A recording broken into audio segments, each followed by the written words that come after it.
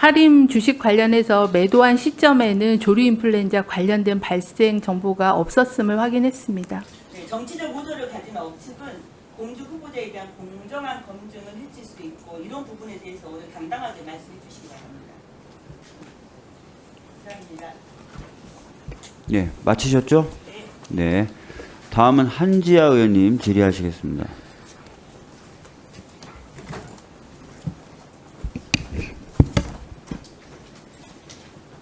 예, 정은경 후보자님. 현재 후보자님의 친상과 관련한 다양한 의혹들이 있습니다. 네.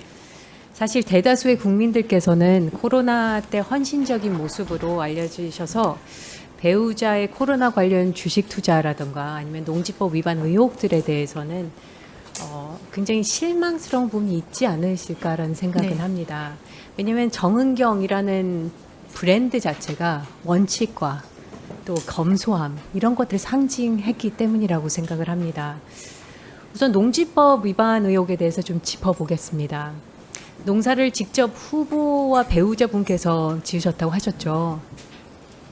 그리고 또 농사는 배우자와 후보자가 주로 하시고 지인들은 도와줬다라고 아까 아침에 말씀하셨던 것 같습니다. 맞습니까?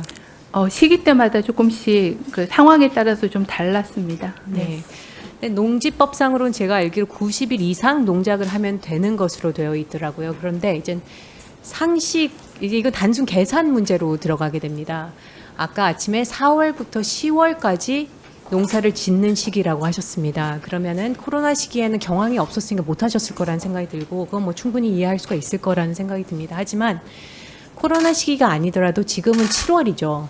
그럼 한창 농사를 지어야 될 때라는 말씀이셨습니다. 근데 배우자분은 현재 인천에 근무하고 계시고 아침에는 전화도 못 받는다고 하셨습니다. 그만큼 업무에 집중하고 계시고 현재는 인천이었지만 그 전에는 경남, 창녕에서 근무를 하셨죠. 그렇기 때문에 거리상으로 봤을 때 평창 농지에 가서 농사를 짓기는 굉장히 매일 가서 짓기는 굉장히 어려웠을 거란 말씀을 드립니다.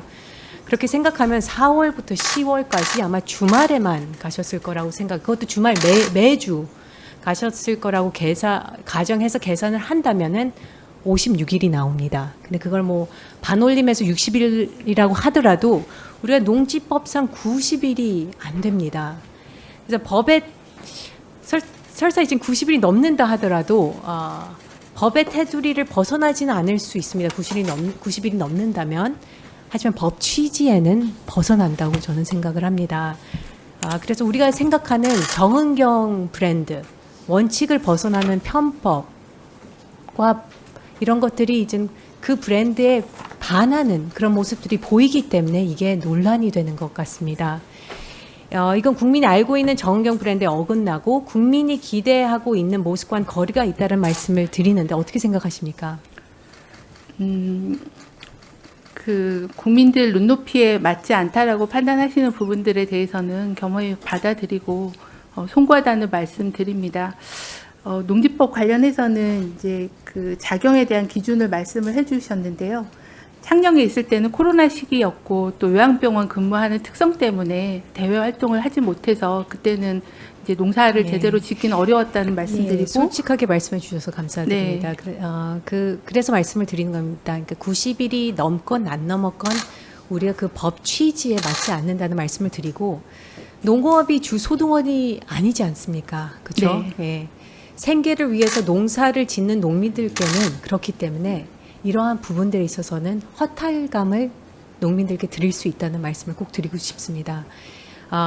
그 사과를 하셨지만 사과를 당연히 하셔야 된다고 생각을 하고 법의 문제를 떠나서 공직자로서 도의적인 문제이기 때문입니다. 그래서 그런 부분에 대해서 국민들께서는 정은경 브랜드에 어긋나는 모습이라고 생각하실 거라는 말씀을 드립니다.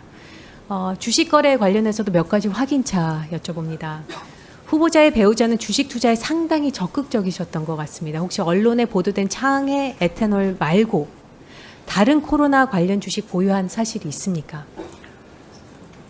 없습니다. 네, 그 FTN이는 마스크 관련이라고 하지만 공업용 마스크라고 들었는데 제가 세부 회사의 사업 알겠습니다. 내용까지는 파악하기는 네, 어렵지만 그거는 18년에 이미 매도했기 네, 때문에 예, 코로나 다 설명해 관련이라고는 볼 수 주셨죠. 네, 없겠습니다. 창의 에탄올 주식으로 이익을 치료한 적이 없다고 하셨는데 창의 에탄올 주식을 가지고 계시면서 배당을 받으신 적이 있으십니까? 네, 배당은 받았습니다. 맞습니다. 이런 부분도 정은경 브랜드가 상징했던 것과 괴리가 있다고 생각을 합니다. 그래서 본인이 몰랐어도 장관 후보자시니까 준비하시는 과정에서 아셨을 거라는 생각이 들어서 이런 부분에 대해서는 그냥 죄송하다라는 말씀으로 사과를 좀 해주시면 어떨까라는 말씀을 드립니다.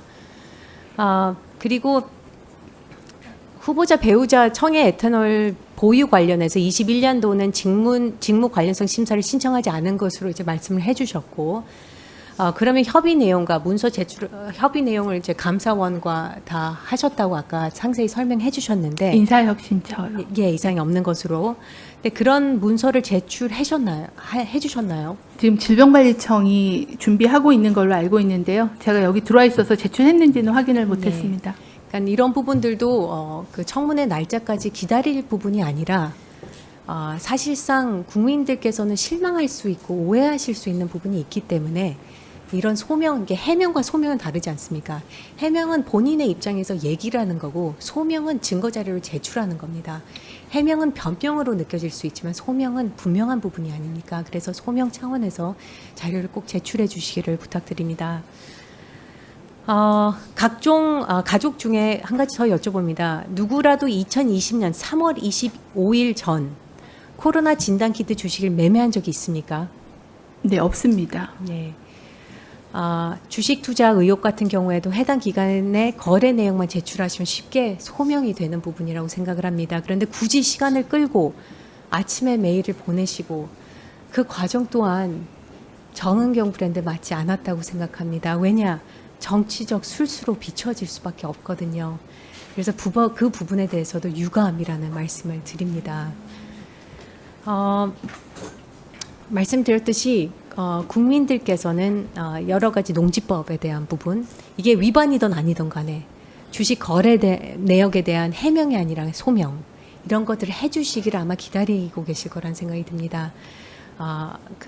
왜냐하면 정치적 술수, 기술 이런 부분들은 후보님과 어울리지 않는다고 생각하시기 때문에요. 그래서 그런 부분에 대해서 지금 사과와 소명을 좀 부탁드리겠습니다.